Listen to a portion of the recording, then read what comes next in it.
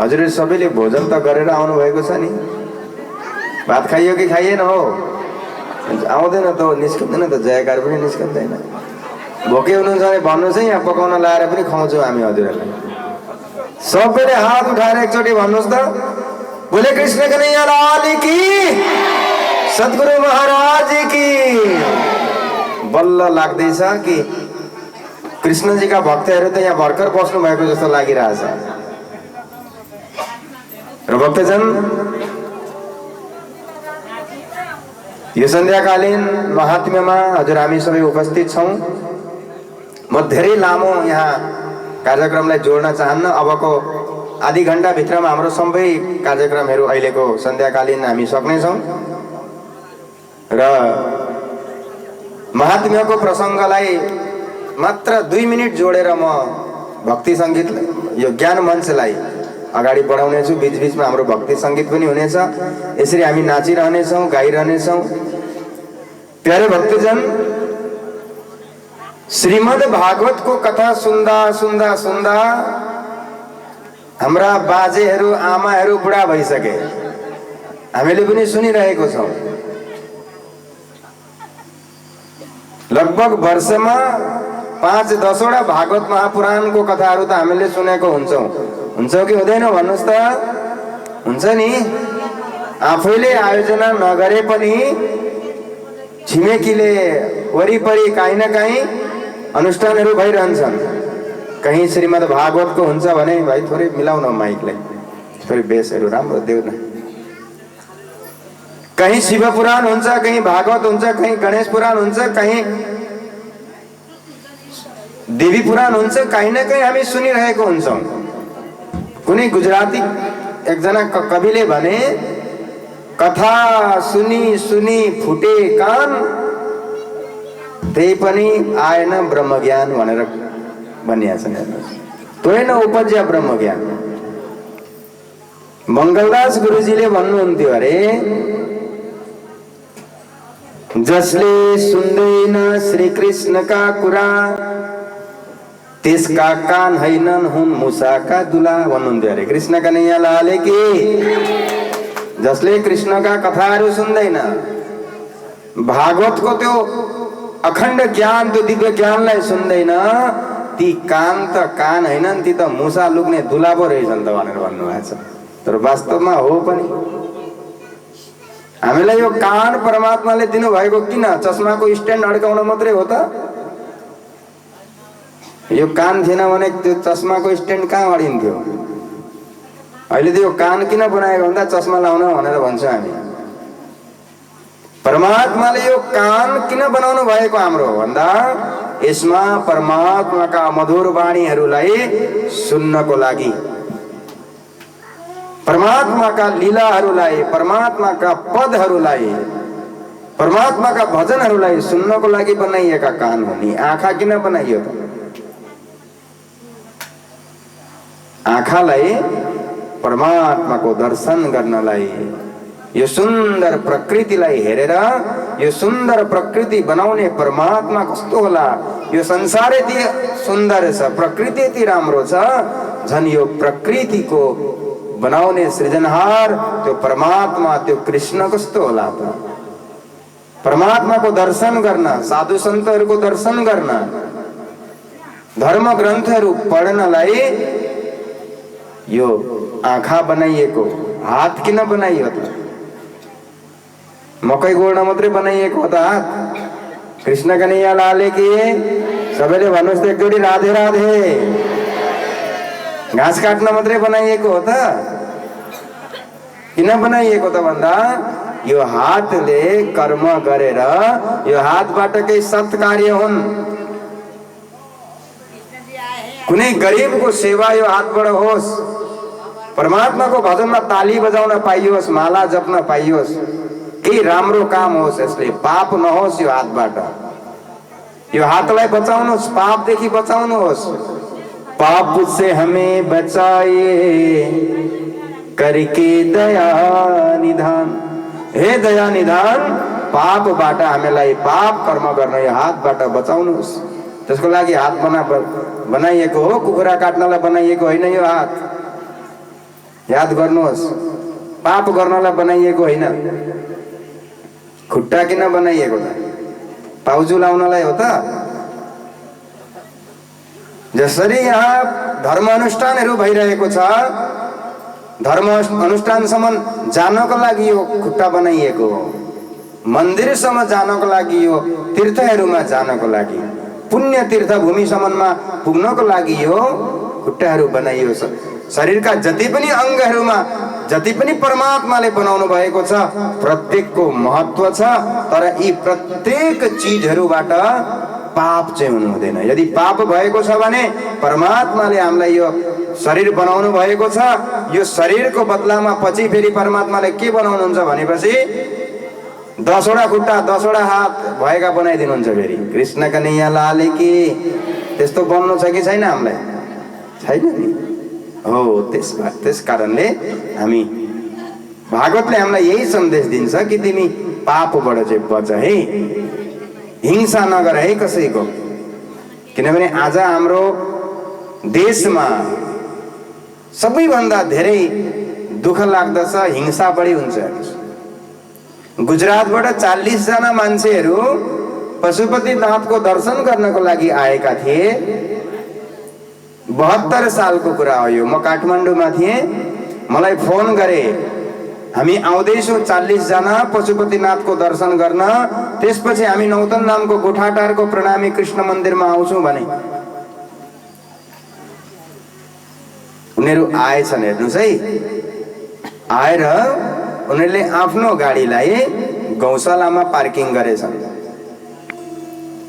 गौशालामा parking गरेर मित्र पार्कपट्टिको बाटो, नयाँ मान्छेलाई त थाहा छैन,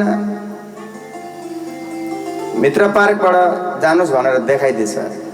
उनीहरू आएछन्। जब पशुपतिनाथ भगवानको मन्दिरतिर जाने बाटोको छेउमा एउटा त्यहाँ मासु पसल रहेछ, हेर्नुहोस्, त्यहाँ मासु काटिरहेको देखेछन्। उनीहरूले विचार गरेछन् कि जो पशुका पालक छन्, पशुका नाथ छन्, आशुतोष छन्, दयाका खानी छन्, यस्तो पशुपतिनाथको दर्शन गर्ने जाने बाटाको गेटमा मासुको पसल छ। यहाँ निरीह प्राणीहरूको, अबोध प्राणीहरूको हत्या भइरहेको छ। पशुपतिनाथको दर्शन गर्नु छैन हामीलाई भने तीबाट फर्केछन्। राधे राधे। किन?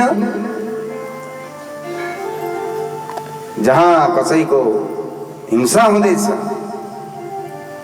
त्यहाँ सज्जन व्यक्तिहरू जाँदैनन्, हेर्नुहोस्। त्यसै कारणले शास्त्रले हामीलाई यही भन्दछ कि तिमी सबै कुराबाट केही न केही तिमीबाट मिस्टेक अवश्य हुन्छ, तर पापबाट चाहिँ तिमी आफै बच है। पापबाट बचेको छ भने हाम्रो राष्ट्र पवित्र हुन्छ, हाम्रो देश धन्य हुन्छ। यो स्वर्गदपी गरिएपछि यो स्वर्ग जस्तो देश हाम्रो नेपाल, नेपाललाई पुण्यको आवश्यक छ, पापको आवश्यकता छैन। यही सन्दर्भमा श्रीमद् भागवतको 6 स्कन्धमा एउटा सुन्दर कथा आउँदछ। राजा चित्रकेतु, सुन्नु भएको छ? चित्रकेतु नाम सुन्नु भएको छ नि सबैले? राधे राधे। चित्रकेतु नामका राजा थिए, धनाढ्य थिए। उनका पत्नीहरू 1000 पत्नी थिए। कति पत्नी थिए चित्रकेतुका? 1000। 2 जना 3 जनासम्म त सुन्ने हो हामीले, तर 1000 त धेरै भयो नि। 1000 पत्नीहरू थिए, तर घरमा कोही सन्तति छैन, कोही बालक छैन, मनमा पीडा छ। 1000 वटी श्रीमती भएर पनि सन्तान नभएको पीडा त्यो चित्रकेतुलाई नै गएर सोध्नुपर्छ, कति पीडा होला। एक दिन दुखी भएर कण्ठ अवरुद्ध भइरहेको छ, दुखी छन्। नारदजी आउनु भएछ कोही सन्तलाई लिएर। नारदजीले भन्नु, अरे चित्रकेतुजी तिमी किन दुखी भएर बसेको? किम कारणम, के कारण हो, के हो भन। भन्दा हात जोडेर भनेछन् कि हे प्रभु, हे ब्रह्मपुत्र नारदजी, हजुर त सबैको दुखलाई हरण गर्नुहुन्छ, भक्तिको दुखलाई हरण गर्नुभयो हजुरले। ती बालक ज्ञान वैराग्य वृद्ध भएका थिए, आफ्नो अवस्थामा आफ्नो बालकपनलाई धारण गरेर ताता थैया कृष्णजीको हरिनाम संकीर्तनमा नचाउनमा हजुर सफल हुनुहुन्छ। मेरो पनि दुखलाई दूर गरिदिनुहोस् प्रभु भन्दा के दुःख छ तिमीलाई? 1000 वडी श्रीमती छन्, तर घरमा कोही कसैलाई छोराछोरी भन्ने मेरो छँदै छैन। ललाटमा हेर्नु भएछ, हे चित्रकेतुजी तिम्रो भाग्यमा पुत्र पुत्री सुख छैन। तिमी यो मिथ्या चिन्तामा नपड, तिमी परमात्माको भजन गर। हे प्रभु, जेही विधि राखे राज तेही विधि रहिए, राधे कृष्ण राधे कृष्ण कहिए, जेही विधि रखे कृष्ण तही विधि रहिए। जसरी राख्या छ त्यसरी बग्छ तिमी। यो झन्झटमा नपड, रुन थाले कराउन थाले। जसरी आत्मा देवले ब्राह्मणको खुट्टा छोएर रुन थालेका थिए, यदि पुत्र दिनु भएन भने तपाईको चरणमा टाउको ठोकी ठोकी मर्दिन्छु म, तपाईलाई ब्रह्म हत्या लाग्नेछ। त्यसरी नै भोलिको महात्म्यमा धुन्धुकारीको कथा आउन सक्छ सायद। हजुरलाई गुरुजीले विस्तार पूर्वक सुनाउनु हुनेछ। यदि गुरुजीले सुनाउनु भएन भने म आफै सुनाइदिउँला। नारदजीले मना गर्दा पनि चित्रकेतु मानेनन्, रुन थाले। नरौ म केही न केही उपाय गर्छु। परमात्मालाई प्रार्थना गरेछन्, हे प्रभु, हे कृपा सिन्धु, हजुर त जगत पालनहार हुनुहुन्छ, यिनको पनि दुखलाई सुनिदिनुहोस् भनेर एउटा मन्त्र दिएछन्। जाऊ तिम्रो घरमा पुत्र हुन्छ, तर पुत्र भएर पनि दुखी नहुनु भनेर गएछन्। नारदजी फर्कनु भयो। जेठी श्रीमतीको त्यहाँ सुन्दर पुत्रको जन्म हुन्छ। बोले बाँके बिहारी लाल की। ध्यान दिएर सुन्नुहोस् है, एकदम सत्य कथा हो नि यो, भागवतको पुराणको कथा हो यो। या हामीले कुनै दन्त कथा जोडेर हजुरलाई मनोरञ्जन गरिरहेको छैनौँ। जब जेठी श्रीमतीबाट एकजना पुत्रको जन्म भयो, घरमा खुसियाली भयो, दिवाली भयो, सबै नाच्न थाले, आनन्दित हुन थाले, ब्राह्मण भोज गराउन थाले, दान दक्षिणा दिन थाले, सबै सन्तहरू भिक्षुकहरू खुसी भए। एक दिन जेठी श्रीमती चित्रकेतुकी जेठी श्रीमती बिरामी भइछन्। बिरामी भएको बेला तो सानो लालालाई लालन पालन गर्न पनि गाह्रो भयो। अरु श्रीमतीहरू आएछन्। 9979 ती सबै आए। आएर भने कि हे दिदी, तपाईँ किन पिर गर्नुहुन्छ? तपाईँ बिरामी हुनुभएको छ, आराम गर्नुहोस्। यो पनि त हाम्रै त छोरा हो, हामी हेरिहाल्छौँ नि यसलाई। अरू आए, आएर भन्न थाले। जेठी श्रीमतीले विचार गरिन् कि कुरो त सही हो, बहिनीहरू तिमीहरू पनि त यसकै आमा त हो, हामी सबै सौता सौतिनी भए पनि सबै उनै राजाको त श्रीमती हो। ल ठिक छ, मलाई अब केही पिर छैन, ल यसलाई लैजाऊ, यसलाई समयमा खुवाओ, यसलाई हुर्क्याऊ, यसलाई राम्रो रेखदेख गर। आराम गर्न थालिन्। ती अरू श्रीमतीले त्यो बालकलाई लिएर गएर उनीहरूको मनमा एउटा प्रतिशोधको ज्वाला थियो कि हामीहरूको त बच्चा भएन, यो जेठीको भयो, यहाँको सबै सम्पत्ति अब यसैले खान्छ होला भनेर सबैले षड्यन्त्र गरेछन्। त्यो सानो बालकलाई विष खुवाएर मारिदिएछन्। हेर्नुहोस्, मारिदिएछन्।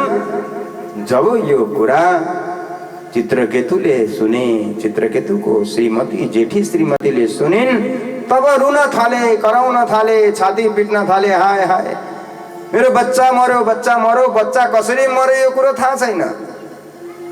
अब झन् टेन्सन भयो। पहिला पुत्र नहुँदा टेन्सन थियो, अब पुत्र भयो, एकछिन खुसी भए, अब पुत्र मर्यो, अब झन् दुखी हुन थाले। धेरै समय बित्यो। एक दिन फेरि नारदजी आउनु भएछ। कस्तो भयो, के भयो, छोराछोरी भए कि भएनन्? आउँदाखेरि त रोएर बसिरहेको देख्छन्। त अरे चित्रकेतु, किन रोएर बसेको? अब त पुत्र भयो होला त, अब त हाँस भन्दा महाराज। मेरो भएको पुत्र पनि त्यो कालले छिन्यो। काल ब्याल मुख ग्रास त्रास निनाश हे तबे त्यसले छिन्दियो महाराज। दुखी हुन थाले। कसरी छिन्यो कालले थाहा छैन, तर मलाई मेरो पुत्रलाई वापस ल्याएर दिनुहोस्। हजुर त सन्त हुनुहुन्छ, हजुर त महर्षि हुनुहुन्छ, ब्रह्मर्षि हुनुहुन्छ, मेरो पुत्रलाई जहाँ भए पनि ल्याएर दिनुहोस् भनेर अब झन् रुन थाले। अब त झन् प्राणी त्यागुन जस्तो गर्न थाले। नारदजीले भन्नुभयो, आया है सो जाएगा राजा रंग फकीर, कोही सिंहासन चढ चले कोही बाँध जात जंजीर। जो एकचोटि आउँदछ उसले मर्नै पर्छ, मरेकोलाई ल्याउने काम मेरो होइन, म यो गर्न सक्दिनँ। चित्रकेतु मान्दैनन्, झन् रुन्छन्। मलाई मेरो पुत्रसँग भेट्टाइदिनुहोस् महाराज भन्छन्।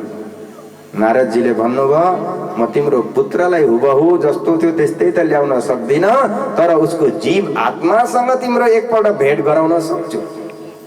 राधे राधे। जीवात्मासँग भेट गराउन सक्छु भन्नुभयो। सुन्नुहोस् है, छोटो छ, सकिहाल्छु। जीवात्माको दर्शन भए पनि गर्छु, गराउनुहोस्। मलाई मेरो पुत्रलाई हेर्नु छ, कस्तो भयो होला। लिएर जानुभएछ एकान्तमा, जीवात्मालाई आह्वान गर्नुभयो। जीवात्मा आए, दुईजनाको भेट गराए। चित्रकेतुले भन्न थाले, हे पुत्र, तिमी मलाई छोडेर कहाँ गयौ, किन गयौ?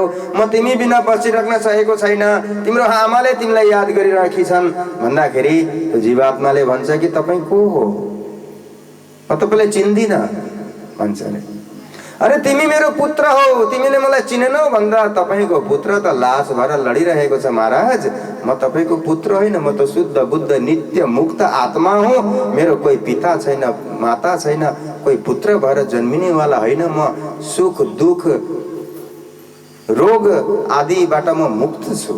म त शुद्ध बुद्ध आत्मा हुँ, नित्य हुँ। भन्दाखेरि होइन, तिमी मेरो पुत्र हो भन्दाखेरि उनले सबै कुराहरू भनेछन् जीवात्माले। हे राजन, तिमीले जसलाई पुत्र भनेको थियौ त्यो पुत्रलाई तिम्रा पत्नीहरूले विष खुवाएर मारिदिए। जब यो कुरो चित्रकेतुले सुने, अब त उनलाई क्रोध आउँदछ, रिसाए, आँख बबुला भयो। अब तलवार निकालेर सबै पत्नीहरूलाई मारिदिन्छु भन्ने संकल्प लिँदै थिए। उनले रोकेछ। जीवात्माले पक्नुहोस्, तपाईँ यो काम नगर्नुहोस्, तिनीहरूले जे गरे राम्रो गरे भन्नुहोस्। कसरी राम्रो गरे? मेरो पुत्रलाई मारिदिए। आज मेरो पुत्र मेरो पासमा भएको थियो भने म कति सुखी हुन्थेँ भन्दाखेरि त्यो जीवात्माले भने कि तपाईँका पत्नीहरूले मलाई मारेर बहुत राम्रो गरे। किन भन्दाखेरि पूर्व जन्मको कथा सुनाएछन्। पूर्व जन्ममा म एकजना ब्राह्मण थिएँ, म वेदपाठी ब्राह्मण थिएँ। म जहिले नि सन्ध्या वन्दना गर्थे, भगवानलाई भोग प्रसादहरू बनाएर भोग लगाउँथे। एक समयमा भगवानको लागि भोजन बनाउँदै थिएँ। पहिलाको समयमा भोजन बनाउँदाखेरि गोबरका गुइठाहरू जलाएर भोजन बनाउनु पर्दथ्यो। सुकाएको हुन्छ नि गोबरका, के भन्छ त्यसलाई, गोबरको गुइठा त भन्छ होला नि, त्यसमा भोजन बनाइरहेको थिएँ। भोजन बनाउँदै एउटा गुइठाको भित्र चाहिँ 1000 किराहरू बसेका रहेछन्, मसिना कमिलाहरू। मलाई थाहा भएन, मैले त्यतिकै त्यसलाई आगोमा हालिदिएको थिएँ। ती सबै जलेर राख भएछन्। अब त्यसको पापको प्रायश्चित गर्नको लागि, मलाई पाप दिनको लागि, मलाई दण्ड दिनको लागि ती 1000 किराहरू तिम्रा 1000 पत्नीको रूपमा आए र मलाई मारिदिए। मेरो पापको लेखाजोखा पुरा भयो। अब यसमा के दुःख गर्ने महाराज भनेर भनेछ जीवात्माले। कृष्ण कन्हैया लाल की। यो कथाले हामीलाई के उपदेश दिन्छ त भन्दाखेरि, हामीले जानी गरेको पाप र बिर्सेको पापमा कति अन्तर हुने रहेछ हेर्नुहोस्। हामी जानी पाप गर्दैछौँ नि, त्यसको प्रायश्चित झन् कति भयङ्कर होला। ब्राह्मणले बिर्सेर जलाएका थिए, गुइठो जलाएका थिए, त्यसको पनि पाप 1000 प्रगट भएर मारिदिए, विष खुवाएर मारिदिए। भनेपछि पापबाट हामी कसरी बच्ने? यो बहुत मार्मिक कथा छ। यसले हाम्रो हृदयलाई परिवर्तन गर्न सकेन भने जीवनमा जति ठुलै महापुरुषले आएर सम्झायो भने पनि हाम्रो जीवन, हाम्रो कर्म, हाम्रो मनुष्य तन, यो दुर्लभ मनुष्य तन पाएर पनि हामीलाई बुझ्न हामीलाई बहुत गाह्रो हुन्छ। र यो कथालाई हजुरहरू चिन्तन गर्नुहोस्, सधैँ याद गर्नुहोस्, जहिले यो स्मरण गर्नुहोस्, यसलाई रिपिट गर्नुहोस्। एउटा बाख्रो थियो अरे कि, त्यो बाख्रालाई काट्न लाग्दाखेरि बाख्रो मजाले हाँसेछ, मजाले हाँस्छ बाख्रो त, लौ न किन सोधेछ त्यो कसाईले, ए बाख्रा म तँलाई काट्न लागेको खुकुरीमा धार लाउँदैछु त किन हाँसिरहेको छस् भन्दा त्यो बाख्राले भनेछ कि मैले जीवनभर घाँस खाएँ, त्यही पनि मलाई यस्तो भयङ्कर मौत मिल्दैछ हैन, यस्तो घाँस खाँदैछु र पनि मलाई यस्तो मौत मिल्दैछ, तैँले त जीवनभरि म जस्ता घाँस खानेलाई कति मारिस तेरो मौत कस्तो हुन्छ होला भनेर हाँस्दैछु भन्छ अरे। कृष्ण कन्हैया लाल की। र हामी ज्ञानी बनौँ, सज्जन बनौँ, परमात्माको बनौँ, जीवनमा कसैको सहारा बनौँ, हाम्रो कारणले कसैको घर उज्यालो होस्, हाम्रो कारणले कसैको घरमा अँध्यारो नहोस्। आजको महात्म्यको भावमा यति नै हजुरहरूलाई भन्दै अबको ज्ञान मञ्चमा हामी प्रवेश गर्नेछौँ। त्यो भन्दा पहिला एउटा छोटो भजन हामी सबै मिलेर गाउनेछौँ। सबैजनाले नाच्नु होला। कृष्ण कन्हैया लाल की। हो मेरा दिल है दीवाना तेरे लिए चाम तेरे लिए, मेरा दिल है दीवाना तेरे लिए चाम तेरे लिए, मेरा दिल है दीवाना तेरे लिए शाम तेरे लिए, मेरा दिल है दीवाना तेरे लिए शाम तेरे लिए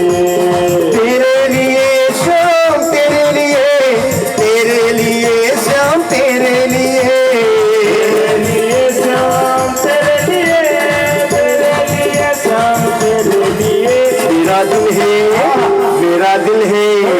मेरा दिल है दीवाना तेरे लिए शाम तेरे लिए, मेरा दिल है दीवाना तेरे लिए शाम तेरे लिए, मेरा मंदिर में आना तेरे लिए, गाना बजाना तेरे लिए, मेरा मंदिर में आना तेरे लिए, भजन लिए, मेरा दिल है दीवाना तेरे लिए शाम तेरे लिए, मेरा दिल है दीवाना तेरे लिए शाम तेरे लिए। श्री राधे।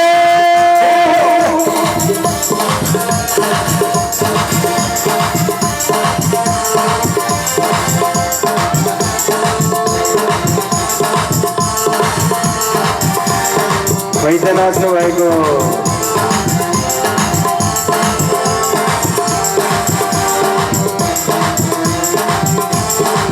वो मेरा सिंगार करना तेरे लिए, चूड़ी लगाना तेरे लिए, मेरा श्रृंगार करना तेरे लिए, लगाना तेरे लिए, वो मेरा श्रृंगार करना तेरे लिए, मेहंदी लगाना तेरे लिए, मेरा श्रृंगार करना तेरे लिए और मेहंदी लगाना तेरे लिए, मेरा दिल है दीवाना तेरे लिए शाम तेरे लिए, मेरा दिल है दीवाना तेरे लिए शाम तेरे लिए, मेरा दिल है दीवाना तेरे लिए शाम तेरे लिए, मेरा दिल है दीवाना तेरे लिए शाम तेरे लिए, शाम तेरे लिए, तेरे लिए शाम तेरे लिए, शाम तेरे लिए, शाम तेरे लिए। कृष्ण कन्हैया लाल की। सद्गुरु महाराज की। प्यारे भक्तजन अब ध्यान दिएर सुन्नुहोस्। म धेरै धेरै प्रश्नहरू गर्दिनँ, म चावडा मात्रै प्रश्नहरू गर्दछु, किनभने हामीसँग आज पुरस्कार यो प्रेम उपहारको पनि थोरै कमी नै छन्, धेरै छैनन्। भोलि फेरि हामी अरू धेरै मगाउनेछौँ। मलाई त लाग्यो आज सायद हुँदैन होला भनेर मैले आयोजकलाई मगाइनँ पनि। त्यही पनि हामीसँग 3वटा छन्, रिचार्ज कार्डहरू पनि छन्। भक्तजन, श्रीमद् भागवत महापुराणमा अस्ति महात्म्यमा हामी सुन्दै थियौँ, भागवत कथामा पनि सुन्दै थियौँ। नैमिषारण्यमा 88,000 ऋषि मुनिहरूको बीचमा सुतजी महाराज आउनुभयो, सबैले प्रणाम गरे। मजाले सुन्नुहोस् है, 88,000 ऋषि मुनिको बीचमा प्रतिनिधित्व गरेर कुनै सन्त बस्नु भएको छ